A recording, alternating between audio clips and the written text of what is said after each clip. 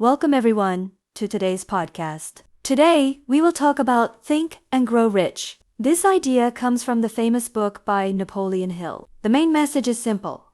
Your thoughts create your success. First, you need a strong desire. You must clearly know what you want in life. Without a clear goal, success is difficult. Second, believe in yourself. If you don't believe, no one else will. Confidence is the key to achievement. Third, take action every day. Small steps lead to big success. Don't wait for the perfect time. Fourth, never give up. Failure is a part of success. Learn from your mistakes and move forward. Finally, control your thoughts. Think positive and stay focused. Your mind is powerful. Use it wisely. Remember, success starts from your thinking. Think big, dream big, and act now. Thank you for listening. See you in the next episode.